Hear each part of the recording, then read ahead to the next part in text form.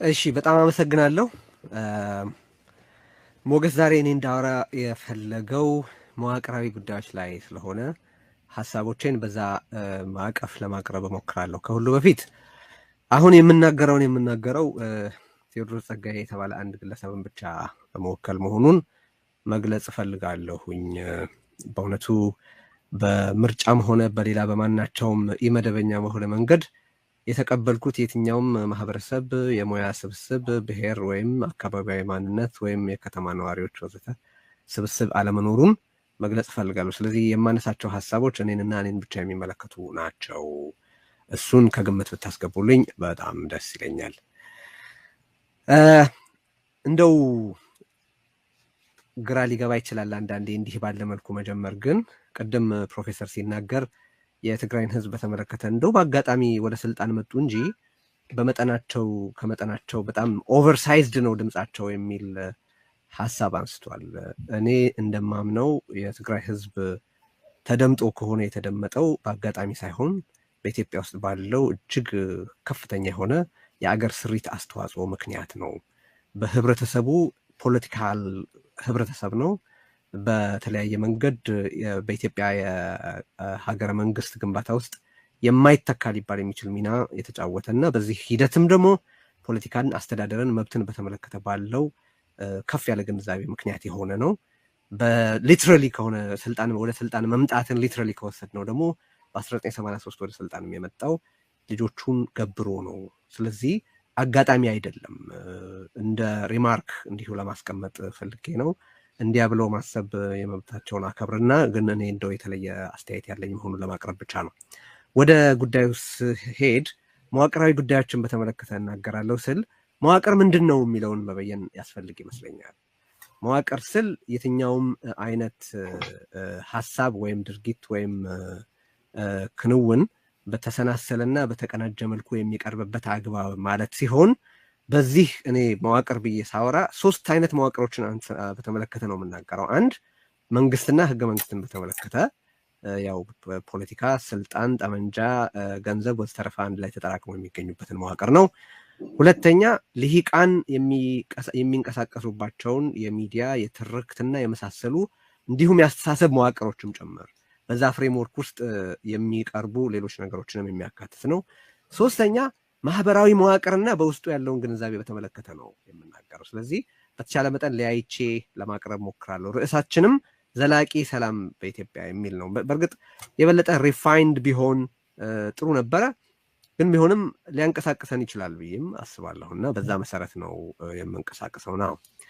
ስለ ዘላቂ ሰላም ነው የምናወራው። ለምንድን ነው በዚህ ሰዎች ሀሳብ ሸጠው በሚያድሩበት፣ ድንበር የለውም ሀሳብ በሚባልበት፣ ማንነት ትራንስፎርምድ ሆኖበታል በሚባልበት፣ በእርግጥ አብሮ ከጎንም ደግሞ በየቦታው ልዩ ልዩ አይነት ብሔረተኝነት የሚያቆጠቁጡበት ክፍለ ዘመን ነው። እንደሚባለው ሁሉ ቦታ ግሎባሊስት፣ ሁሉ ቦታ ኢንተርናሽናሊስት ነው ማለት ያስቸግራል። ብዙ ያ የግሎባሊስት እሳቤ የፈጠራቸው ብዙ ተቀናቃኝ ብሔረተኝነቶች ወይ አይደንቲቴሪያን የሆኑ እንቅስቃሴዎችን መኖራቸውን መዘንጋት አይገባም። ግን በአጠቃላይ ሲታይ ዓለም በየትኛውም ዘመኗ ታይቶ በማይታወቅ መጠን የተቀራረበችበት ጊዜ ነው ማለት ይቻላል።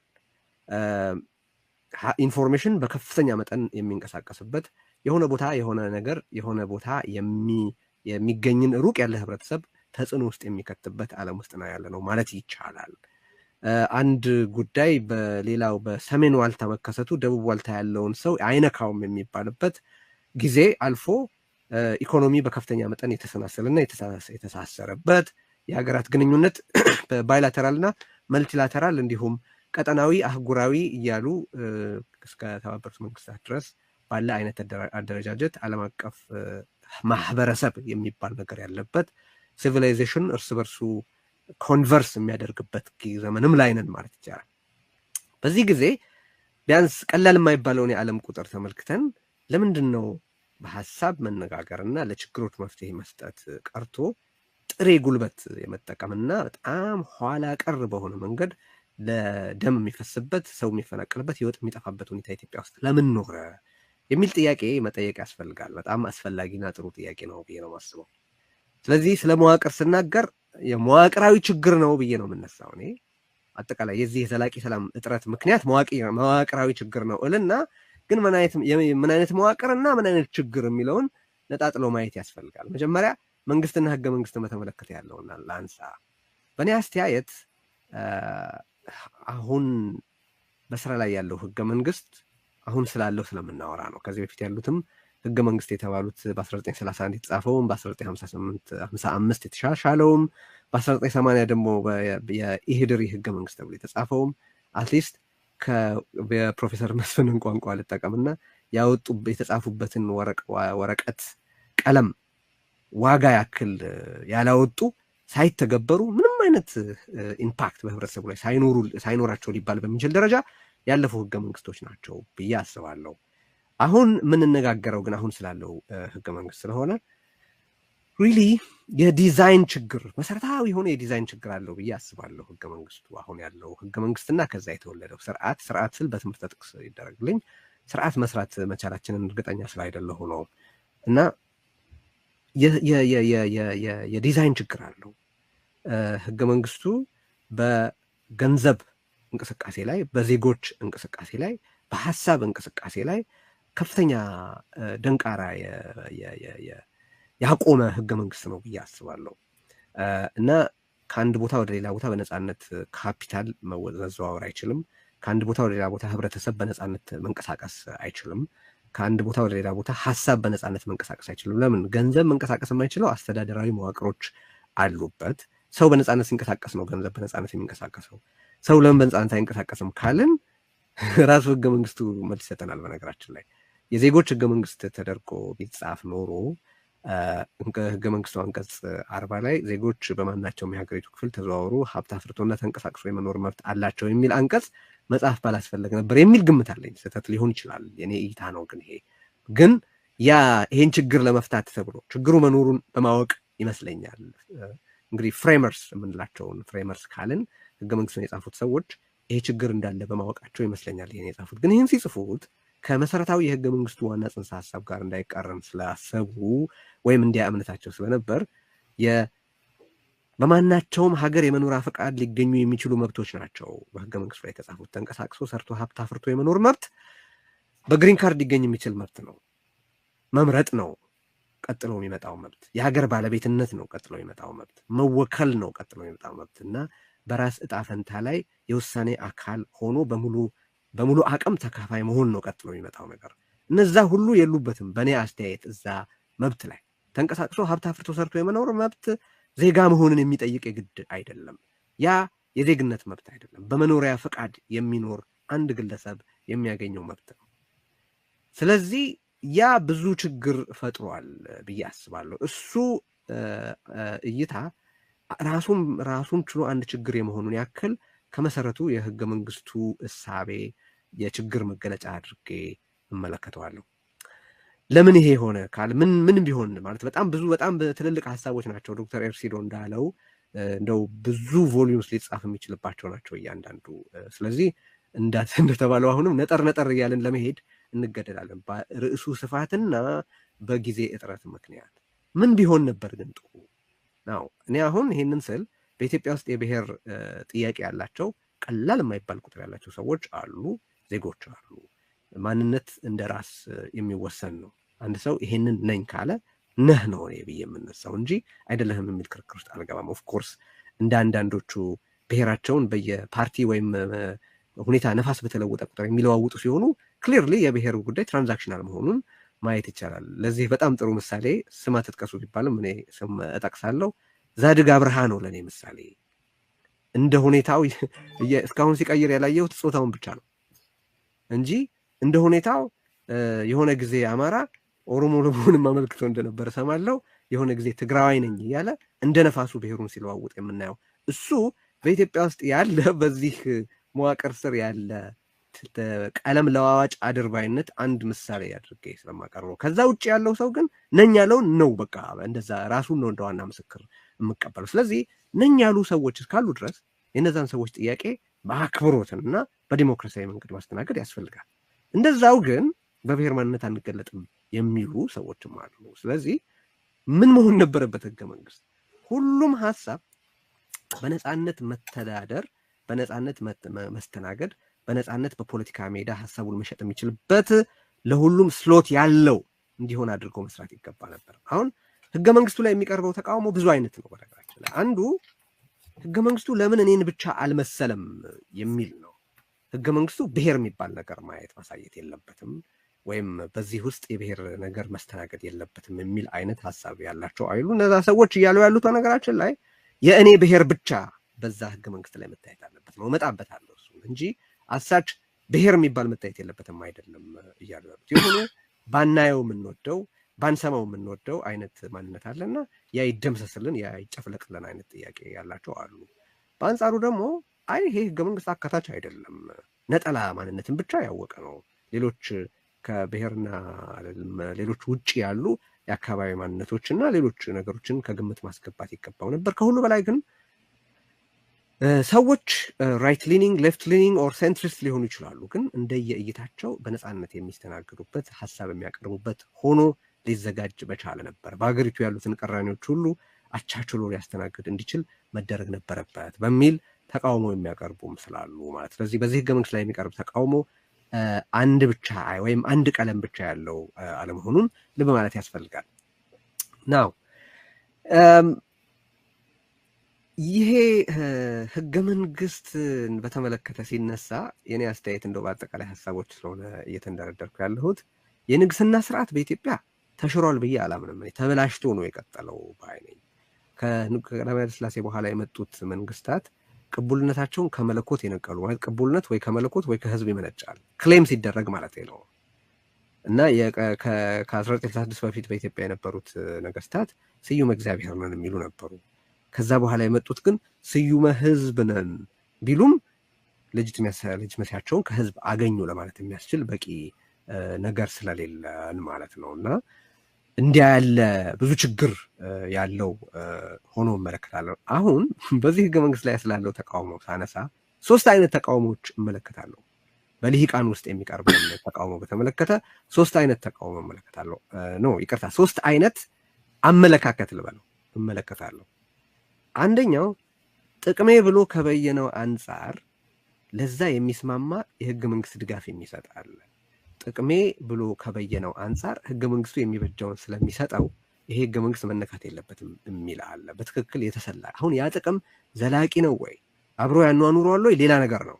ግን አትሊስት ያ ፖለቲካል ኢሊት ይሄ ነው ጥቅሜ ብሎ ከበየነው ጋር የሚስማማ ህገ መንግስት ነክ አቋም የያዘ ኢሊት አለ። እኔ ለዚህ በዋነኝነት የምጠቅሰው የኦሮሞ ብሔረተኝነት ልሂቃን ነው።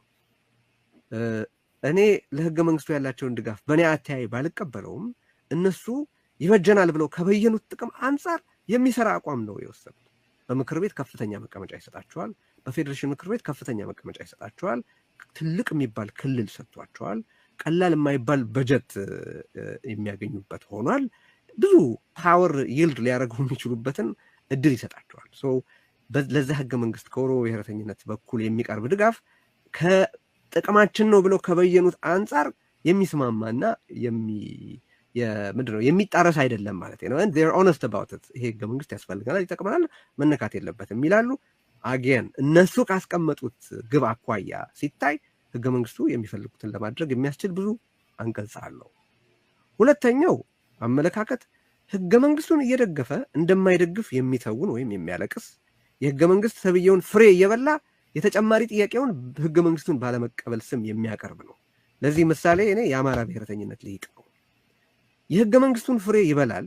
ለምሳሌ የአማራ ክልል ይፍረስ ብትለው አይቀበልም። አንድ ሁለተኛ በህገ መንግስቱ መሰረት ብሔር ከመሬት ጋር በመተሳሰሩ ምክንያት ብሔርን መሰረት ያደረገ የግዛት ጥያቄ መቅረቡ ትክክል አይደለም ይልና ራሱ ግን ወልቃይት የኔ ነው ምክንያት የአማራ ርስት ነው፣ ራያ የኔ ነው ምክንያት የአማራ ርስት ነው፣ መተከል የኔ ነው ምክንያት የአማራ ርስት ነው ምናምን ይላል። ሌላ ቦታ ሌሎች ይህንን ሲያደርጉ ኤትኒክ ሆምላንድ ለመፍጠር ነው የሚፈልጉት ይላል። ራሱ ግን ብሔር ላይ የተመሰረተ ድብን ያለ ህገ መንግስት ወለድ ጥያቄ ያቀርባል። ግን አያምንም፣ ኦነስት አይደለም። የሚሸሸግባቸው አንዳንድ መጋረጃዎች አሉት። ለምሳሌ በኢትዮጵያዊነትም ሊሸሸግ ይችላል፣ ወይም ደግሞ የአማራ ብሔረተኝነት ነው ከሌሎች የተለየ የተቆነጃጀ ብሔረተኝነት ነው ሊል ይሞክራል። በነገራችን ላይ እንደ ዲስክሌመር ማስቀመጥ የምፈልገው ከሆነ ጊዜ በፊት ምናልባት የተሻለ ብሔረተኝነት ነው ብዬ እኔ ራሱ የማስብበት ጊዜ ነበረ። በኋላ ከሌሎች ብሔረተኝነቶች የማይለይ መሆኑን እንዲያውም በአንዳንድ ነገሮቹ የባሰ መሆኑን የተረዳሁበት ነገር አለ። ሁለት ግዛት ሲጠይቅ በኢትዮጵያ ውስጥ ከዚህ በፊት ብሔር ላይ የተመሰረተ አስተዳደር የለም ይላል። ከዚህ በፊት ብሔርን መሰረት ያደረገ አስተዳደር ካልነበረ ብሔርን መሰረት ያደረገ የግዛት ጥያቄም ሊኖር አይገባም ማለት ነው። ነገር ግን ብሔርን መሰረት ያደረገ አስተዳደር ከ1983 በፊት ባይኖርም ብሔርን መሰረት ያደረገ አሰፋፈርና የግዛት ጥያቄ ግን ሊኖር ይችላል ይላል አንዳንዱ። ሌላኛው ደግሞ ህገ መንግስቱን ይወስድና ኦኬ በህገ መንግስቱ መሰረት ከ51 በመቶ በላይ አንድ ቦታ ይሄ ከኖረ እንዲህ ነው በዚህ ነው መካለል ያለበት ስለሚል ህገ መንግስታዊ ጥያቄ ነው ያቀረብነው። ህገ መንግስታዊ ጥያቄያችን በግዛት በጥያቄው መሰረት ወደኛ ይካተት የሚል ክሊርሊ ብሔር ላይ መሰረት ያደረገ የግዛት ጥያቄ ይጠይቃል። አሁን ልዩነቱ ምንድነው? የራሱን ያቆነጃጃል፣ የሌሎቹን ያነውራል። የሌሎቹን ዘረኝነት ነው ብሎ ይጠራል፣ የራሱን አገር ማዳን ብሎ ይጠራል። አለማመኑ ነው እንጂ ይሄ ልሂቅ የህገ መንግስቱ ደጋፊ ነው። ይህንን ማለት ኮንትሮቨርሻል እንደሆነ አውቃለሁ፣ ግን እውነት ነው። ኢንፋክት አንዱ በጣም ጥሩ አድርጎ እስካሁን ድረስ የተጠቀመበት ነገር ቢኖር ህገ መንግስቱን ደጋፊ ሆኖ ሳለ የህገ መንግስቱ ተቃዋሚ ሆኖ መቅረቡ ነው። ሌላ ብዙ ምሳሌ ማንሳት እችላለሁ። ሶስተኛው አመለካከት ፍጹም ጥቅሙን እየተቃረነው ሳለ የህገ መንግስቱ ሲንግል ማም ነኝ የሚል የትግራይ ብሔርተኝነት ኢሊት። እኔ ብዙ ጊዜ ተከራክሬ ያለው ምንድነው ከዚህ ህገ መንግስት የምታገኙት? ምንድነው የሚረባችሁ? ምንድነው የትግራይ ህዝብ ይህንን ህገ መንግስት በብቸኝነት እንዳልኩት እንደ ሲንግል ማም ሌሎች ዝም ሲሉ ሌሎች ዝም በሚሉበት ወቅት እንደ ብቸኛ ጠበቃ የምትከራከሩበት ምክንያት ምንድነው ስል የሚሰጠኝ መልስ ወይ የለም ወይ በጣም ደካማ ነው። በእኔ አስተያየት እኔ ራሴን ቴዎድሮስ ጸጋዬን ወክዬ ስለሆነ እየተናገርኩ ያለሁት በእኔ አስተያየት የትግራይ ፖለቲካ ልሂቅ ይህን ህገ መንግስት በተመለከተ የወሰደው አቋም በጣም የተሳሳተ ነው። በሁሉም መልኩ ቅድም ባነሳዋቸው በግዛትም ቢሆን በምክር ቤት መቀመጫም ቢሆን በውክልናም ቢሆን ታሪካዊ አስተዋጽኦን በተመለከተ ባለ ሪኮግኒሽንም ቢሆን የትግራይን ግዛትም ሆነ የትግራይን ህዝብ ሽሪንክ እንዲያደርግ ያደረገ ያሳነሰ ህገ መንግስት ነው የተጻፈው። በቁጥር አነስ ካለ በቁጥር ትንሽ ከሆነ ልንለው ወይ በአንጻሩ በተቀራራቢነት ህዳጣን ሊባል ከሚችል ማህበረሰብ ወጥቶ ማጆሪቴሪያን ቲራኒ የሚያሰፍን ህገ መንግስት በመጻፍ የተባበረ ነው። በተለይ በህወሓት ዙሪያ የነበረው የፖለቲካ ልሂቅ ልል እችላለሁ እና ስለ ብሔረተኝነት ፖለቲካ ብዙ ስለተባለ ከዚህ በፊት ዛሬ እኔ የማተኩረው ስለ ልሂቃንና ስለ ማህበራዊ መዋቅር ነው ብያለሁ። ብዙ ስላልተገለጠው በቆነጀ ብሔረተኝነት ኮታንኮት ወይም በኢትዮጵያዊነት ስም የሚሸሸገውን የሚዲያ ሄጅሞኒ ያለውን ኢሊት በተመለከተ ሰፋ አድርጌ መናገር ፈልጋለሁ። ምክንያቱም መጋረጃዎች አሉት ያ ልሂቅ አንድ፣ ሁለተኛ አሁን ስላልተለየ በአገሪቱ ላይ በሚመጣው መከራ ከድርሻው በታች እየተጠየቀ ያለ ከድርሻው በታች እየተወቀሰ ያለ ስለሆነ ወደ ትኩረት እንዲመጣ ስለምፈልግ ነው። ይሄ በአማራ ብሔረተኝነት ውስጥ ያለ ከዛም አልፎ በኢትዮጵያ ብሔረተኝነት ውስጥ ነኝ ቢልም ብሔርን ክሌም የሚያደርግ ለምሳሌ ብዙ የኢትዮጵያ ብሔረተኝነትን ሰዎች ኢትዮጵያ ብሔረተኞችን የሚሉትን ሰዎች ብትጠይቋቸው ወልቃይት የማን ነው ስትሏቸው ወልቃይት የአማራ ነው ለማለት ምንም ሀፍረት አይሰማቸውም። ማለት የኢትዮጵያ ብሔረተኝነት በስሙ አንጻር ከሄድን ሁሉንም ህብረተሰቦች በእኩል እንዲመለከት የሚጠበቅበት ሁሉንም የግዛት ጥያቄዎች ምንድን ነው ወልቃይት የኢትዮጵያ ነው ወይ ራያ የኢትዮጵያ ነው ወይም አዲስ አበባ የሁሉም ናት እንደሚባለው ነው ሊል እንዲል የሚጠበቅበት ማለት ነው። ግን ያንን ሲል አይደለም። ምክንያት አለው። ሁለቴ አያስብም ነው የምላችሁ። በሆኑ ሁለት የኢትዮጵያ ህብረተሰቦች መሀል በተፈጠረ ግጭት ፍጹም ወገንተኝነት ይዞ ይሄማ መሬት የእገሌ ነው ለማለት ምንም አይነት የመርህ ጥሰት እንኳን እንዳለው እስካይገነዘብ ድረስ ነው ሲያደርግ የምታዩት። እና ያ ልሂቅ በኢትዮጵያ ዘላቂ ሰላም እንዳይኖር አንድ ትልቅ ድርሻ የሚጫወት ብቸኛ አይደለም። እንዳልኩት አሁን በጊዜ ምክንያትና ብዙ ባለመነገሩ ምክንያት ነው ወደዚህኛው ልሂቅ የማተኩረው እንጂ የብሔርተኝነት የሌሎች ብሔረተኝነቶችን ልሂቃን ችግሮች በተመለከተ ከዚህ በፊት ብዙ ተናግሬያለሁ። ነገር ግን ይሄ ልሂቅ ግን ከራሱ ጋር ሲፋለም የሚውል ማለት የሚይዛቸው አቋሞች እርስ በርስ ያላቸውን መፋለሞች እንኳን የማይገነዘብ ነው። ለምሳሌ እኔ እቆምለታለሁ የሚለው ህዝብ ሲጨፈጨፍ ጄኖሳይድ፣ እቆምለታለሁ ከሚለው ህዝብ ውጭ ያለው ኢትዮጵያዊ ሲገደል ግን አገር ማዳን ነው የሚል። ሁለተኛ ጄኖሳይድ በእኛ ላይ ብቻ ተፈጽሟል ብሎ እንደ ደህና ነገር የጄኖሳይድ ሶል ፕሮፕራይተርሺፕ እንዲኖረው የሚፈልግ ነው። በእኔ አስተያየት ለምሳሌ ታይቶ ተሰምቶ በማይታወቅ ስኬል በትግራይ ህዝብ ላይ የከፋ የዘር ጭፍጨፋ ተፈጽሟል ብዬ አምናለሁ። በዛው ልክ ደግሞ በተለያዩ የኢትዮጵያ ክፍሎች በሚኖሩ የአማራ ብሔር ተወላጆችም እንደዚሁ ጭፍጨፋ ተፈጽሟል፣ የዘር ጭፍጨፋ ተፈጽሟል ብዬ አምናለሁ። ይሄ ልሂቅ እንደዛ አይላችሁ። ኖ ኖ ኖ ኖ ኖ በትግራይ ላይ ጄኖሳይድ ተፈጽሟል ማለትማ በአማራ ላይ ጄኖሳይድ የመፈጸሙን ጉዳይ የሚቀንስ አድርጎ ነው የሚያስበው። ይሄ ፈጽሞ እርስ በርስ የሚጣረስ ብቻ ሳይሆን ለሌላው ህይወት ግድ አለመኖር፣ ሌላው ቢያልቅ ምንም አይደል ከሚል ነው የሚነሳው። ሶስተኛ ቅድም የግዛት ጥያቄን አንስቻለሁ። ከዛ ጋር አብሮ ተያይዞ የሚመጣ ሌላ ነገር ምንድን ነው? ዘረኝነት በእኛ ሲሆን ውበት፣ በሌሎች ሲሆን ነውር ነው የሚል አቋም ነው የሚያራምደው። ራሱ አጥንት ሲቆጥር ይውላል። ቅድም ተጠቅሷል። ነገሌ እኮ በአያታቸው እንትን ናቸው። በእርስ በርስ ባለ ግንኙነት ራሱ እንትና እኮ አባቱ ትግራዋይ ሳይሆን አይቀርም፣ ተጠርጠር፣ ጥሩት፣ እንደዚህ አድርጉት ምናምን ይላል። ዞሮ ግን ስል የምትሰሙት ምንድን ነው? ዘረኝነትን እጸየፋለሁ። ሌሎችን በሚከስባቸው በሁሉም ችግሮች ተጠቂ ነው። ስለዚህ የሚይዘው ምንድን ነው? ዘረኝነት እኔ ሳደርገው ውበት፣ ሌሎች ሲያደርጉት ነውር ነው የሚል ነው። ሌላው የብሔር ርስትን መጠየቅ አንስቻለሁ።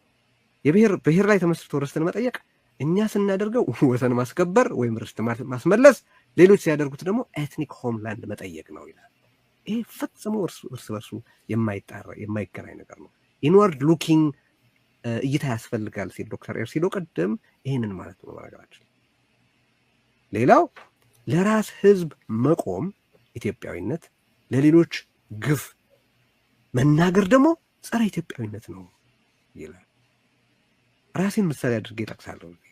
ከጦርነቱ በፊት እኔ የአማራን ህዝብ በልዩ ልዩ ቦታዎች መገደልን በተመለከተ ብዙ ተናግሬያለሁ፣ ብዙ ፕሮግራም ሰርቻለሁ። ያኔ ኢትዮጵያዊ ነበርኩ።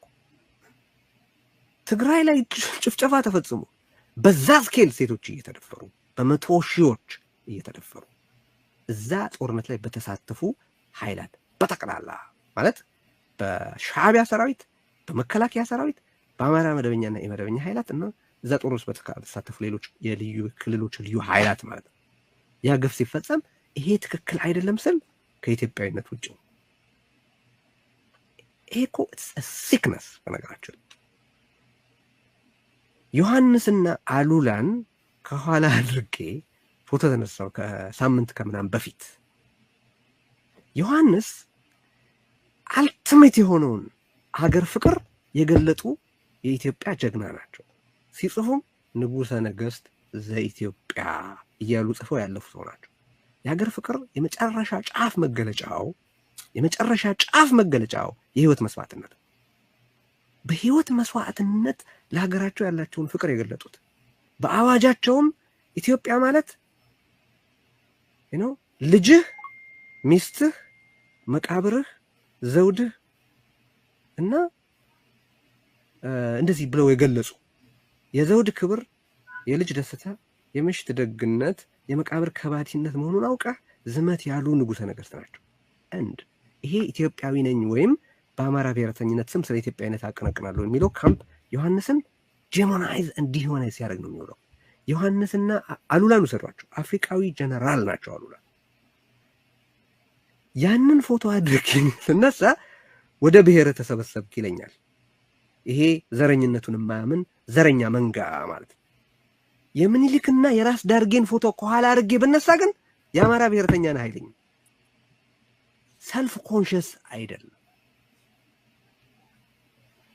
እና እነዚህ ሁሉ ብዙ ዘርዝሬ የማልጨርሳቸው የተቃርኖዎች ያሉበት ነው። በጥላቻ ታውሮ የአገሪቱ ችግር የባለፉት 200 ዓመታት ችግር ትግራይ ናት ብሎ አደባባይ ሊናገር የሚደፍር ኢሊት፣ ድሮም እኮ ከዛ ነው ችግር የሚመጣብን ብሎ የሚደፍር ኢሊት፣ የትግራይ ህዝብ ሽንኩርት መክተፊያ እንኳን እንዲኖረው መደረግ የለበትም የሚል ኢሊት እኔ በጥላቻ የታወርኩ አይደለሁም ሊል ግን ሀፍረት አይሰማው።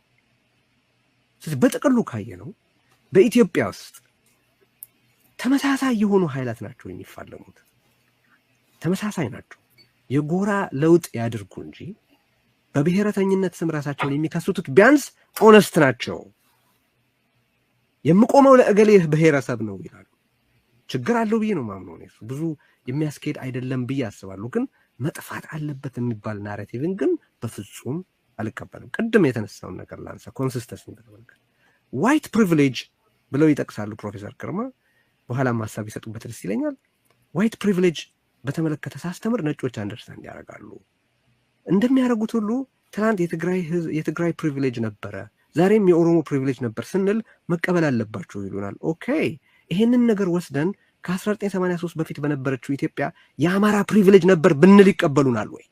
ሰው ቆጥረን በዳታ አስቀምጠን እነ ገሌ ለምሳሌ ፕሮፌሰር ክላፋም የጻፈውን ብንመለከት በንጉሰ ነገስቱ በቀዳማዊ ኃይለ ሥላሴ ንጉሰ ነገስት ዘመን የነበሩት ባለስልጣናት ቆጥረን ምን ያህሉ አማሮች ነበሩ? እኔ ስላልጻፉ አይ ቲንክ ዮሐንስ የኢትዮጵያ ንጉሰ ነገስት እንደሆኑት ሁሉ ምኒልክም የኢትዮጵያ ንጉሰ ነገስት ናቸው፣ ቴዎድሮስም የኢትዮጵያ ንጉሰ ነገስት ናቸው፣ ኢሪስፔክቲቭ ኦፍ ዜር ብሔር ብዬ ነው የማምነው። እሺ ምኒልክን በአማራነት ስከስ አልተደመጠም እስካሁን። ይሄ ቡድን ግን ዮሐንስን ከትግራይ በመምጣታቸው ምክንያት ከኢትዮጵያዊነት ፈጥፍጦ በዘረኝነት ሊከስ በባንዳነት ሊከስ ምንም ሀፍረት አይሰማውም። ስለዚህ በምንድን ነው የማጠቃልለው? ምንድን ነው መደረግ ያለበት ነው ዋናው እዚህ የምንነጋገርበት ነገር አይደል? ማህበራዊ መዋቅርን በተመለከተ በጣም አጭር ሀሳብ ልስጥ። ስለ ዘላቂ ሰላም እያወራን ነው። ስለ ዘላቂ ሰላም ስናወራ አንዱ በማህበረሰብ ውስጥ አክሮስ ዘ ቦርድ በትግራይም በአማራም በኦሮሞም በሌሎች በሁሉም የኢትዮጵያ ህብረተሰቦች ውስጥ የሚሰራ ይመስለኛል። ይሄ ግን ሁለት ችግሮች አሉ። አንድ ለቫዮለንስ ያለ ፍቅር በዘፈኖች ውስጥ ተመልከቱ። መገዳይ እንዴት እንደሚሽመው ለቫዮለንስ ያለ ፍቅር አስተዋጽኦ አድርጓል። አንድ ሁለት ስለ ሰው ያለ መረዳት፣ ሰው ምንድን ነው፣ የሰው ልጅ ምንድን ነው፣ ሰብአዊነት ምንድን ነው የሚለውን በተመለከተ ያለን ግንዛቤ በጣም ኋላ ቀር ነው። ሃይማኖተኝነት እንጂ መንፈሳዊነት የሌለበት ነው። መፍትሄው አንዱ ቅድም ዶክተር ኤርሲዶ የጠቀሰው ነው። ወደ ራስ ማየት ያስፈልጋል። እኔ ባለፉት 2 ዓመታት ከምናምን የትግራይ ህዝብ እዚህ ጦርነት ውስጥ እንዲገባ የትግራይ ፖለቲካል ኤሊት ምን አስተዋጽኦ አደረጉ? ምን ስትራቴጂክ ስህተት ተሳሳቱ? ምን በተሻለ መንገድ ማድረግ ይገባኝ ነበር ብሎ መጠየቅ አለበት። ፓብሊክ ሂሪንግ መኖር አለበት። ማን ነው እዚህ ነገር ውስጥ የከተተ ለምን ብሎ እንደዛው ሁሉ በአማራ ብሔረተኝነት ውስጥ መማየው ሁሉንም ነገር ኤክስተርናላይዝ አድርጎ እነ እገሌ እንጂ እኛማ መላእክት ነን፣ እኛማ ጻድቃን ነን የሚል ገደል ከመውሰድ በስተቀር ህብረተሰብን ማዳን ሊያስከትል አይችልም። ይሄ ለኦሮሞ ብሔረተኞችም ለሌሎችም የሚሰራ ነገር ነው ብዬ ነው የማስበው። አንድ ሁለተኛ ኢትዮጵያ ከዚህ በኋላ በኢትዮጵያነት ብትቀጥልም ባትቀጥልም ዘላቂ ሰላም ያስፈልጋል። ዘላቂ ሰላም የምርጫ ጉዳይ አይደለም። ስለዚህ እገሌን ላየው አልፈልግም። አሁን ከውይይታችን በፊት ፕሮፌሰር ሲጠቅሱ ነበር። ለምን እዚህ ውስጥ ገባህ እየተባልኩ ነው ሲሉ ነበር። ዳዊትም ለምን እዚህ ውስጥ ገባህ የሚሉኝ አሉ ሲል ነበር። አምሹር በየፊናችሁ ይሄ አይነት አስተያየት ሳይቀርብላችኋል። የምትነጋገረው ከምትወደው ጋር አይደለም። ኢንፋክት መነጋገር ያስፈልገው የተለየ ሀሳብ፣ የተለየ ኢንትረስት፣ የተለየ ፍላጎት ስላለ ነው። ስለዚህ ለምንም ውጤት ማንም ከማንም ጋር ሲጀመር ባክ ቻናል፣ ሲቀጥል ደግሞ ፊት ለፊት የመነጋገር ነገር እየመረረን ልንውጠው የሚገባ ነገር ነው። አመሰግናለሁ። በጣም አመሰግናለሁ ቴዲ። እንግዲህ ያቀረብከውን ነገር የሚመዝነው አድማጭ ተመልካቾች ናቸው። ከዛ ውጭ የተረፈውን ሪፍሌክሽን አንዱ ለሰው ሪፍሌክሽን እንዲያቀርቡ አደርጋለሁ። ሰዓት በጣም እየሄደብን ስለሆነ አጠር ያለ ጥያቄያችሁ ከ1 ደቂቃ ያላለፈ መልስ ደግሞ 3 ደቂቃ ያላለፈ ሰብሰብ ተደርጎ ቢመለስ ጥሩ ነው። ምክንያቱም 2 ሰዎች አሉን። ሀብታሙ ያቀርባል፣ ከዛ በኋላ ደግሞ ወንድማችንም አለ አሸናፊ። ለነሱም እድል ለመስጠት አጠር ያለ ሀሳብና ሪፍሌክሽን ቢሆን ጥሩ ነው። ማን ነው የመጀመሪያ? ዳዊት አለ፣ ኤርሚያስ አለ፣ ሀብታሙ አለ። ስለዚህ በዛው በጠራሁት መሰረት ይሁን። ፕሮፌሰር እጅ አውጥቷል። ኮሜንት ነው የማደርገው። ኮሜንት አራተኛ እሺ ጥሩ ስለዚህ በጠራሁት መሰረት ዳዊት ኤርሚያስ ሀብታሙ በዛ ፕሮፌሰር ሪማርክ አጠር ያለ አመሰግናለሁ አጫጭሮች ናቸው የኔ አጋጣሚ ቅድም አንደኛ ህገ መንግስቱን በተመለከተ ብዙ ጊዜ ያው ይጠቅሰዋል ቴዲ በተለይ ማይኖሪቲ ለሆኑ እንትኖች ይህ ህገ መንግስት ምንም ጥቅም እንደሌለው ብዙ ጊዜ ያው ይናገራል በተለያየ ፕሮግራም ላይ እንትን ተብሎ እና እዛ ላይ አንድ መጠየቅ የምፈልገው ጥያቄ እንደው ማለት አለመመለስ ትችላለህ እንካለው በዚህ ህገ መንግስት ፕሪቪሌጅድ የሆነ ማን ነው ብዬብልህ ማን ትላለህ ማለት የትኛው ብሔር ነው ወይ ማን ነው ይለው ነው ሁለተኛ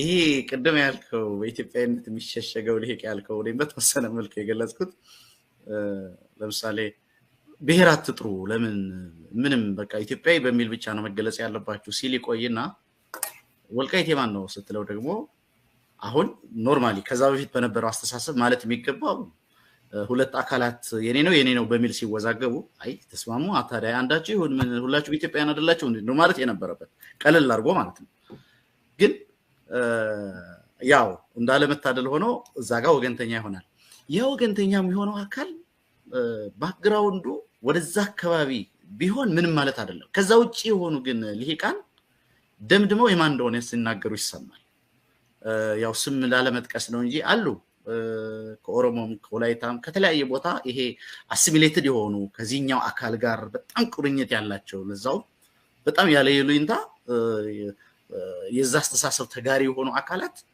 በእርግጠኝነት ደምድመው የማን እንደሆነ ይናገራሉና እነሱስ ምን ስለሆኑ ነው ብለህ ነው መታሰብ አመሰግናለሁ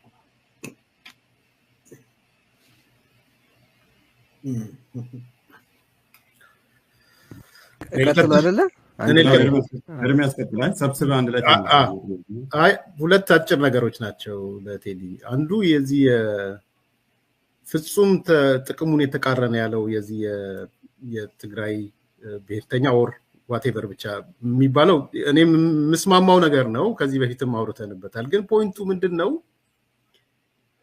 ጊዜያዊ ጥቅምና ዘላቂ ጥቅም የሚለው ላይ ዲፈረንሺየት የምታደርገው ነገር አለ ወይ የሚለውን ነገር ባነሳ ደስ ይለኛል ለምሳሌ ኦኬ ህገ መንግስቱን ሆልድ ባረገው በህገ መንግስቱ መሰረት የምትል የደቡብ አፍሪካም ስምምነት ሌላም ቦታ ምናምን ብትሄድ ስላለ ሰው ከጊዜያዊነት አንፃር በተለይ እነዚህ ወልቃይት ወዘተ የሚባሉትን የማግኘት እድል አለኝ ከሚል የጊዜያዊ ጥቅም የሚነሳ ኦር አይ ዶንት ኖ እንግዲህ የመገንጠል ራስን በራስ አሁን የትግራይ ፖለቲካ ውስጥ ሐሳብ ሆኗል አልሆነም ልታነሳልኝ ትችላለህ ሶ ሁለተኛው እሱ ስለሆነ ዘላቂ ነው ጊዜያዊ ነው ልንነጋገርበት እንችላለን የመገንጠልም የሚባለው ሶ አንዱ ከጊዜያዊ ጥቅም በመመልከት ዘላቂ ጥቅም ላይ ኮምፕሮማይዝ ማድረግ አይደለም ወይ ሚል አንድ ሁለተኛ ለተቋማት ያለው እውቅና ነው እኔ ያው ስለ ተቋም ስለ ህገ መንግስት ምናምን ስላወራ በተለይ ከሰላም አንፃር የመከላከያ ጉዳይ ያሳስበኛል እኔ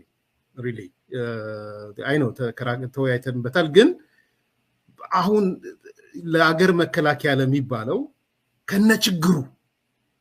ዋና ችግሩ ዋና ልበለው ግዴለም እንደ መሰረታዊ ችግሩ ተቀብሎ ያንን ችግር ለመቅረፍ መሄድ አይሻልም ወይ ሶ እዛ ላይ ያለ አረዳድ the whole thing እንትን እንዳይለው በተለይ መከላከያ ነው እኔ ሌሎቹን የሀገር ምሰሶ መሆን የሚገባው ሆኗል አልሆነም ሌላ ጉዳይ እነዚህ የጨፈጨፈው ወዘተ ሪኮግናይዝ አደርጋለሁና ተቋማት ላይ ስፔሲፊክ ቱ መከላከያ ምንድነው የምታስበው የሚለውን ነገር በደንብ ብታነሳው ይሄን ጨርሻለሁ ቴንክ ዩ ሞገስ አመሰግናለሁ ሀብታሙ ቀጥል አጠር አድርገህ አንተ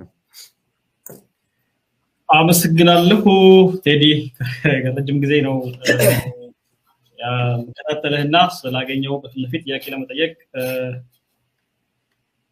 ብዙ ነገሮች ማንሳት ፈልጋለሁ ግን ዛሬ ያነሳው ነገር ላይ ብቻ ትኩረት አድርጌ ላንሳ እንደው በቀጥታ ላንተ የመጀመሪያ እንደው አንደኛው ዳዊት ነጥቆኛል ምንም ማድረግ አልችልም በዛ እንዲያዝልኝ ፈልጋለሁ ሁለተኛው ግን ህገ መንግስቱ የኢትዮጵያ የፖለቲካዋ ስንክሳር ነው ብለህ ታስባለህ ወይ የሚለው አንደኛው ክስረቷ ነው ወይ የፖለቲካ ክስረቷ ነው ወይ ብለህ ታስባለህ ወይ ምንድነውስ ያንተ እይታ በዚህ ጉዳይ ላይ የሚለው ነው ሁለተኛ ኦሮሞ ፕሪቪሌጅ ብሎ ቅድም ፕሮፌሰር ካነሱት ጋር በጣም የተቀራረበብኝ ነገር ህገ መንግስቱ ለኦሮሞ ብሔርተኞች የሰጠው ነገር አለ። በህዝብ ተወካዮች ምክር ቤትም በፌዴሬሽን ምክር ቤትም እንዲሁም በበጀት ጉዳይ ያነሳው ነገር አለ። ኦሮሞ እኮ በኢትዮጵያ ብሔር ውክልና የምናይ ከሆነ ትልቁን ድርሻ የሚይዝ ህዝብ ነውና አይገባውም ብለህ ስለምታምን ነው ይሄን ነገር ያልከው? ህገ መንግስቱ በልዩ ሁኔታ ተቷቸው ብለህ ስለምታምን ነው ይሄን ነገር ያልከው ወይንስ ያንተ እይታ ምንድነው እዛ ላይ የሚል ነው? ቴንክ ዩ።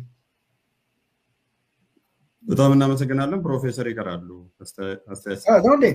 እኔ አስተያየት ሳይሆን እኔ አንዳንድ ጊዜ ትንሽ ወደ ካድሬም ፖለቲካ አክቲቪስትም ይሄ መሰለኝ ኢንተሌክቹዋል የምንድነው የምሁራዊ እንደተረዳሁት መድረክ የመወያያ መድረክ ነበር የገመቱት። አንዳንዴ ይዘልብኛል ነገሮች ታየዋለህ የት ወግ ነው እንደሚያወራ። አሁን ቴድሮስ እኔና ቴዲ ለብቻ ብንነጋገር በአንድ መድረክ ላይ ደስ ባለኝ። ብዙዎቹ የሚናገረው እውነቱ ለምን አንደበተ ርቱዕ ስለሆነ አማርኛም የተካነበት ስለሆነ ምናልባት በዚህ መድረክ ላይ ላሸንፈው አልችልም። ግን እኔ በሎጂክ ሄድን ብዙ ፋላሽ ሲሆን አርጊውመንት ነው ይዞ የመጣው። አንዳንዴም የፖለቲካ የካድሬ አይነትም የቋንቋ እንትን አለው እና ትንሽ ችግር የሆነብኝ ምንድን ነው ብዙ ነገሮች አሉ አሁን ባጭሩ ምንድን ነው ቴዲ ሳያስበው ይሆናል። እኔ እዚህ ስታቲስቲክስ መዘግባለሁኝ በአማራ ህዝብ ላይ የአማራ ህዝብ ማለት ነው እንትን ኢትዮጵያዊ ልብስ ለብሶ ካባ ለብሶ ምናምን ይለዋል አማራን ህዝብ ወንጀል ነው እና ይሄ ብዙዎቹን ስመለከታቸው ከትግራይ ህዝብ ደረሰበት መከራ ጋር በቀጥታ ሊያገናኝ የሚሞክረው የአማራን ህዝብ ነው። ምስኪን ነው እናውቃለን። ስታቲስቲክሱን ስንመለከተው እኔ አማራን ወክዬ አይደለም እዚህ የተገኘሁት ብያለሁ። አማራ ፐርስፔክቲቭ ይዤ የመጣሁት ግን ቴዲ ግን ሳያስበው እዛው የትግራይ ከአፄ ዮሐንስ ጀመረና እዛው የካድሬ አይነቱ ማለት ወይም ደግሞ ትንሽ የፖለቲካል የሆነው ላይ ትንሽ እንትናለ ዘፍዘፍ አለ ወይም ደግሞ ተቀመጠ እና የአማራህን ህዝብ እንትን ውስጥ ከተተው ነው ለማለት ነው። እንደ በድብቅ በቋንቋው ችሎታ እንትኑ ነው ልክ ነው ዳዊት እያጠቃው ነው። ዲስኮርስ አናላይሲስ ታውቅ እንደሆነ በደንብ እየለቀምኩት ነው የሚናገረው እና ወደዛ ውስጥ ገብተዋል። ይሄ ትንሽ ባይሆን መርጥ ነበረ። ኤሊት ናቸው የሚላቸው አልፎ አልፎ ግን 99% የአማራ ህዝብ ይህን ያወራል። ቅድም እንደተናገርከው ነው ዳዊት የትግራይ ህዝብ ምን ያህሉ ነው ዲስኮርሱን የሚያውቀው እና ወደ አማራ ይሄ በኢትዮጵያዊ ሽንትን ያልካቸው ነገሮች እኔ ምን አይነት ሰዎች ፕሮቮክ እንዳደረጉ አላውቅም ቴዲ እና የዛ አይነት የእንትናን በተመለከተ በጣም አወዛጋቢ ነገር ነው። ግን እርግጠኛ ሆናችሁ ነው የምታወሩት ዳዊትም ማን ቴዲም የወልቃይትን ታሪክ ጠገሌ በትክክል እናንተ ወይ ልጅ ስለሆናችሁ አላውቅም ወይ በፖለቲካው ተመስጣችሁ ነው ታሪኩን በትክክል የምታውቁት አይመስለኝም እና እዛ አካባቢ ላይ ያለውን ራሱ ተናግራችኋል። አማራ የትግራይ ቲፒኤልኤፍ ያንን ህዝብ ያን አካባቢ የተቆጣጠረበት ጊዜ የደረሰውን እልቂት ካልቸራል ጄኖሳይድ ሊንግዊስቲክ ጄኖሳይድ ማልቀስ እንኳን በማትችልበት ሁኔታ ላይ ነበረ በአማርኛ። ይሄ ነገሮች አሉ። እውነት አማራ ሆኛ አይደለም በሰውነት ነው ይህንን ያየሁት። ሰው ሁሌ ፒኤችዲ የሚሰራ ልጅ ሂድና እስኪ የመጀመሪያውን የኢትዮጵያ ያልኩት የዛሬ 15 ዓመት ካልቸራል ጄኖሳይድ ሄደ ተመልከት ያልኩት አንድ ነጭ እዛ ነው እና እኔ ጥያቄ አይደለም ከቴዲ ጋር ብዙ የሚያነጋግረን ነገር አለ። ምክንያቱም ቆንጆ አማርኛ ነው የሚናገረው ግን ሎጂኩን አልግባባውም። አንድ ደግሞ ምን አለ ያኔ ኢትዮጵያ ነበርኩኝ ለአማራም መቆረቆር ነበር አለ። ያኔ ማለት ምን እንደሆነ አላውቅም። ከጦርነት ፖስት ምንድነው ፖስት ዎር ፖስት ምናምን ፕሪ ዎር ለማለት ነው። ከዛ እኔ መጀመሪያ ላይ ገና ስንተዋወቅ ኦፍ ካሜራ ምን ብያለሁ በሁለት ነው ማይህ አንተ ቴዲ ብየዋለሁ። ያኔ ማቅህና አሁን በኋላ ማቅህ አልኩ። ኤግዛክትሊ አሁን እኮ ነው ኮንፈርም ያደረከው እና ሁለት አይነት ተክለሰውነት ይዣለው ነው የምትለው። ምክንያቱም በትግራይ ህዝብ ላይ የደረሰውን ግፍ ተንተርሰህ ነው። አሁን ግን ስለ አማራ አትሮሲቲ ክራይም ምናምን ነገር ለመናገር ፈቃደኛ አትመስልም። ግን እኔ ጥያቄ አይደለም አመሰግናለሁ፣ ኮሜንት ነው በቃ። ግን በእንትኑ በንግግር በጣም ፋሲኔትድ ሆኛለሁ። ግን ብዙ ኮሽን አደርገዋለሁ። በጣም አመሰግናለሁ። ቴዎድሮስ ሪፍሌክት ታደርጋለህ ሁሉንም አንድ ላይ ሰብስበው ሁሉንም ሀሳቦች አምሹር ረዳኛል እሱን በማድረግ ግን አንድ ነገር መድረኩ ይሄኛው መድረክ የመሸናነፍ ወይም የክርክር መድረክ አይደለም። የክርክር መድረክ አለኝ ራሱን የቻለ ብዙ ጊዜ ዋን ኦን ዋን የሆነ አንድ ለአንድ ሰዎችን ማዘጋጅበት አለ። ይሄ የውይይት መድረክ ነው።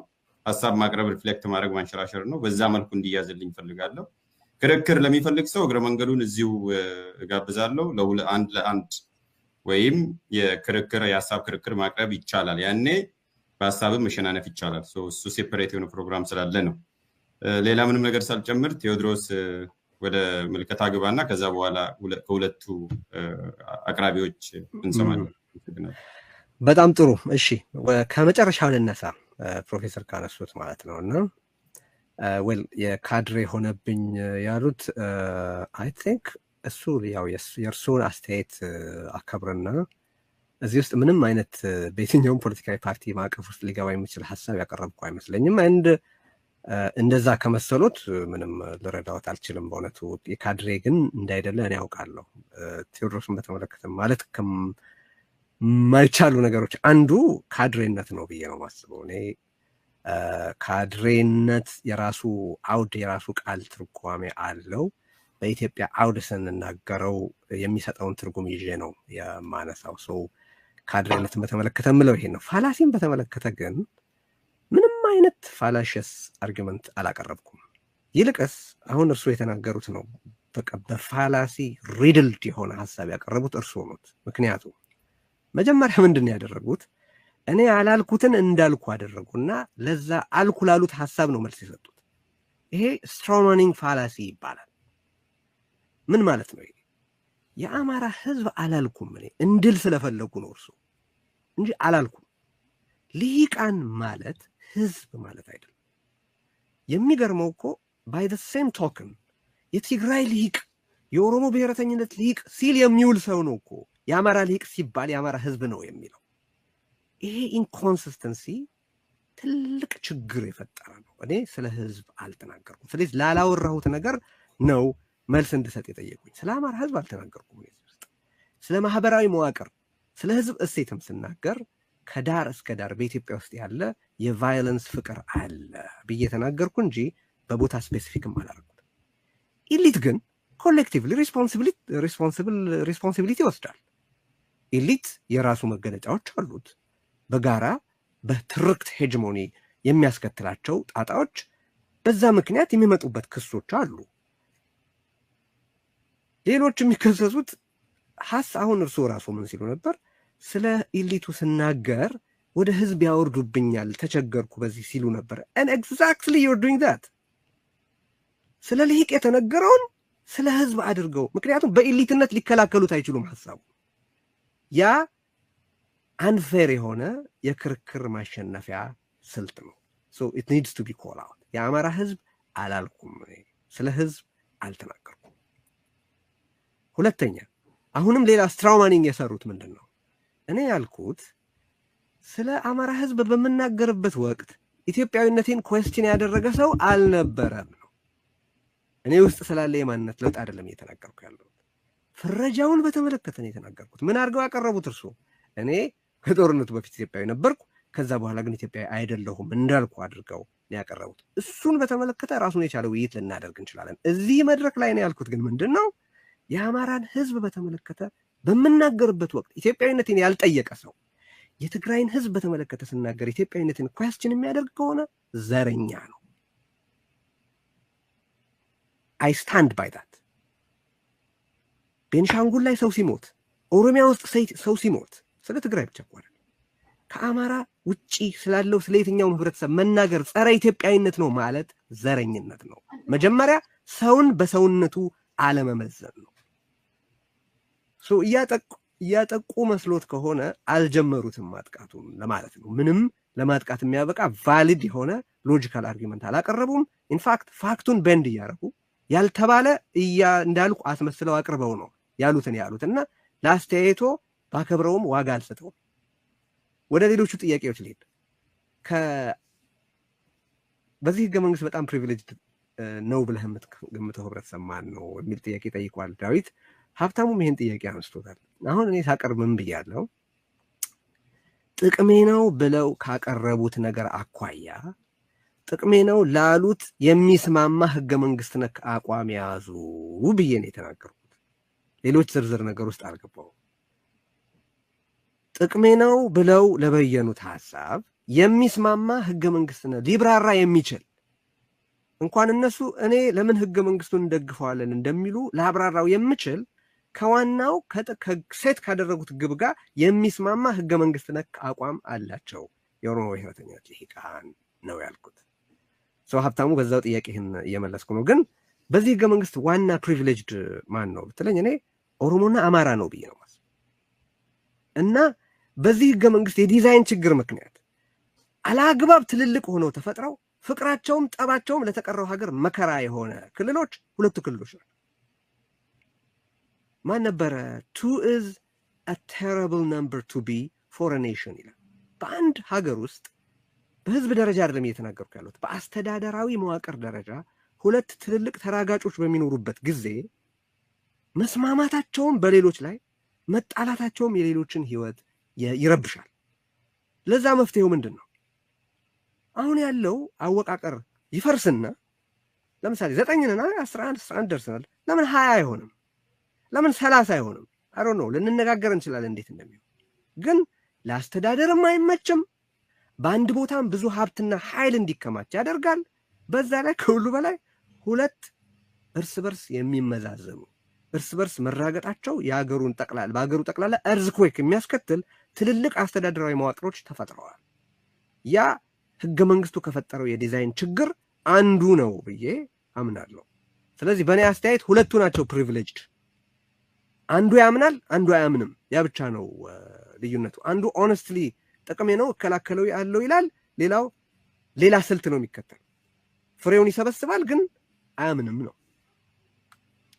ሌላው ከአማራ ውጭ ያሉት አላልክም። ኦፍኮርስ ከሆነ ውጭ ያሉት ሰዎች ለምንድን ነው ተመሳሳይ አቋም ወገንተኛ አቋም የሚይዙት? ለምሳሌ በወልቃይት ጉዳይ፣ በራያ ጉዳይ። አሁን የወልቃይት ጉዳይ ሲነሳ እኔም ሆንን ዳዊት ስለ መሬት ባለቤትነትና ስለ ብሔር ባለርስትነት አላወራንም።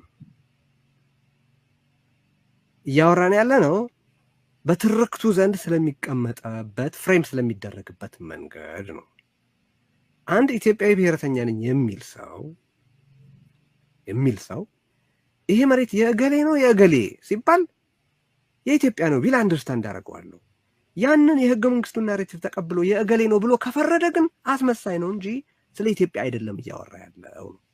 ለምን ግን ይሄ እዚህ የብሔር ማዕቀፍ ውስጥ የማይካተቱ ሰዎች ይሄን ይላሉ ካልን የትርክት ሄጅሞኒ ስላለን በኢትዮጵያዊነትም ሆነ በአማራ ብሔረተኝነት ውስጥ ያሉ ልሂቃን አንድ ያላቸው ትልቅ ኮት አንኮት በረከት በመገናኛ ብዙሃን ዘንድ ያላቸው የናሬቲቭ ሄጅሞኒ ነው። ያ ብዙ ጥቅም አሁንም ኮት አንኮት ሰጥቷል ሊባል ይችላል ብዬ አስባለሁ። እና አሁን እንኳን ስለ ርስት ስለ ባለ ርስትነት ስናገር በኢትዮጵያ ውስጥ ብሔረ መንግስት ካልነበረ ብሔር ላይ የተመሰረተ የግዛት ጥያቄን ነበር ማለት አይቻልም። አንድ ሰው ኦኬ በኢትዮጵያ ውስጥ ብሔር የነበረው መንግስት አልነበረም፣ ነገር ግን የመሬት ባለቤት የነበረ ብሔር አለ ሲለኝ ኮንሲስተንት አይደለም፣ አብሮ አይሄድም ነው። ቅድም ፕሮፌሰር ሲናገሩ ያሳዩት አንዱ ፋላሲ ይሄ ነው፣ ራሳቸው የፈጸሙት ፋላሲ ማለት። ሌላው ኤርሚያስ ያነሳው ጥያቄ ነው፣ ጊዜያዊ ጥቅምና ዘላቂ ጥቅምን ኮምፕሮማይዝ በማድረግ ለጊዜያዊ ጥቅም ሲባል ዘላቂ ጥቅምን ሉዝ የማድረግ ነገር አይደለም ወይ ብሏል። ኦኬ እኔ በዚህ ህገ መንግስት የትግራይ ህዝብ ያገኘው ጥቅም ምን እንደሆነ በጊዜያዊነትም ቢሆን እኔ አላውቅም። ፓርቲው አግኝቶ ሊሆን ይችላል፣ ህዝቡ ግን ምንም ያተረፈው ነገር የለም። የተጠበቀ የትግራይ ህዝብ ኢንትረስት ምን እንደሆነ እኔ አላውቅም። የህዝብ ኢንትረስት ማለት ምንድን ነው? የህዝብ ውክልና ደረጃ ማለት ነው። የህዝብ ኢንትረስት ማለት ምንድን ነው? ደህንነት ማለት ነው። ለምሳሌ በብሔር ላይ መታወቂያ ከመጻፍ የትግራይ ህዝብ ጉዳት ሊደርስበት እንጂ ምን ጥቅም ሊያገኝ ይችላል? 6% አድርጎ ሴት የሚያደርገውን ህገ መንግስት ከጻፍክ በኋላ ከ6% በላይ ስልጣን መውሰድ የትግራይን ህዝብ ሊጎዳው ካልሆነ በስተቀር ምን ሊጠቅመው ይችላል? መጀመሪያ ያንን ፎርሙላ ሴት ማድረግ እኮ ነበር ስህተት። መጀመሪያ እንዲህ ባለ መልኩ ይህንን ህገ መንግስትና አገር ሪኢንጂነር ማድረግ ነበር እኮ ስህተት። እንደዚህ ባለ መልኩ አሁን እንዳለው መልኩ ሪኢንጂነር መደረጉ ትልቅ ስህተት ነው ብዬ ነው። ሌሎች ብዙ መንገዶች ነበሩ። መገንጠል፣ ራስን እድል በራስ የመወሰን መብት ምናምን የራስን እድል በራስ የመወሰን መብት እኮ አሳታፊነትንና ዲሞክራሲያዊነትን ፕሪሰፖዝ ማነው አሳታፊነትና ዲሞክራሲያዊነትን ይጠይቃል አይደል? በትግራይ ዲሞክራሲ ነበር ብሎ የሚከራከር ሰው ያለ አይመስለኝም። የራስን እድል በራስ የመወሰን እስከ መገንጠል ሲባል የህወሓት ጥፋት መገንጠልን በቴክስት ጽፎ ስለ መገንጠል አለመስራቱ ነው። በመገንጠል ምክንያት በትርክት የሚመጣበት ጥቃት አለ። አክቹዋሊ የፈጠረው ስርዓት ግን ሃይሊ ሴንትራላይዝድ የሆነ ምናልባት በኢትዮጵያ በዛ ልክ ሴንትራላይዝ አድርጎ ያስተዳደረ ሌላ ኃይል መኖሩንም እርግጠኛ አይደለሁም እኔ። ሃይሊ ሴንትራላይዝድ የሆነ አህዳዊ የሆነ ልትለው የምትችል ስርዓት እኮ ነው የሰራው። በዛ ምክንያት እኮ ነው ማለት አንድ እንደ ጀስቲፊኬሽን መቅረብ ባይኖርበትም በዛ ምክንያት ነው ሲጁ እንደዛ በተሟላ መልኩ በትግራይ ህዝብ ላይ አዲስ አበባ ቁጭ ብሎ አብይ አህመድ መብራቱንም ስልኩንም ምኑንም ኦንና ኦፍ እያደረገ ህዝብን ማስራብ፣ መግደል፣ መጨፍጨፍ ምን ማለት የቻለበት ምክንያት እና እኔ ጊዜያዊ ጥቅምም ቢሆን አላገኝም፣ ዘላቂ ጥቅሙም ለአደጋ ወድቋል ነው የምለው። መከላከያን በተመለከተ እኔ ይህንን መከላከያ ብዬ አልጠራውም።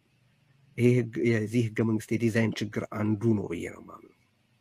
ይሄ መከላከያ ግን ስልህ ሌሎች ችግር ያለባቸው መከላከያዎች ሊኖሩ ይችላሉ። እኔ በንጉሠ ነገሥቱ መንግስት በደርግ ጊዜ ወይም በኢህአዴግ ጊዜ የነበረውን መከላከያ ጥሩ ወይም መጥፎ መከላከያ እያልኩ ልከፍለው እችላለሁ እንጂ መከላከያነቱን አልክድም። ይሄ መከላከያ ግን መከላከያ ሊፈጽም የሚችለውን የመጨረሻ ኃጢአት የፈጸመ መከላከያ ከሌላ ጠላት ኃይል ጋር ሆኖ የገዛ ራሱን ህዝብ የደፈረና ያስደፈረ፣ ቤተ መቅደሶቹን ያረከሰና ያስረከሰ፣ ንብረት ሲዘረፍ ዝም ያለና አብሮ የዘረፈ፣ ሊከላከለው የሚገባውን ህዝብ እንዳይመጣ ሊከላከለው ከሚገባ ኃይል ጋር ሆኖ በገዛ አገሩ ያለውን ህብረተሰብ የጨፈጨፈ ከሃዲ መከላከያ ነው። the reason diatra of a defense force ምንድን ነው? ህብረተሰብንና ሀገርን መከላከል ነው። እሱ ብቻ አይደለም። ምንድነው በጎንደር በኩል 80 ያህል ኪሎ ሜትር ሱዳን የኢትዮጵያን ግዛት ስትወስድ ያልተከላከለ መከላከያ ነው። አልሸባብ በዛኛው በኩል ስንትና ስንት ኪሎ ሜትር ገብቶ ሲወጣ ያልተከላከለ መከላከያ ነው። በዛ በኩል የደቡብ ሱዳን ታጣቂዎች ኢትዮጵያ ውስጥ ገብተው የከተማ ስም እስኪቀይሩ ድረስ እርምጃ ያልወሰደ መከላከያ ይሄ መከላከያ አይደለም። እሱኛ ዘንድ እንዳይደርስ ልንከላከለው የሚገባ እንጂ 90 ሰከንድ ውስጥ አይደለም። እሺ፣ ስለዚህ ይሄንን መከላከያ ተግባሩን ስለማይመጥን በሁሉም መልኩ አሁንም ቢሆን በነገራችን ላይ ዳግም ህግ ማስከበር ብሎ በአማራ ክልል እየዘመተ ነው። ትግራይ ላይ እንዳደረገው በአማራ ክልልም ውስጥ እንደሚደፍር እንደሚገድል ጥርጥር የለኝም። ይህንንም አምርሬ እቃወማለሁ። ይህን መከላከያ እኔ መከላከያ ብዬ የማልጠራው በዛ ምክንያት ነው። አመሰግናለሁ።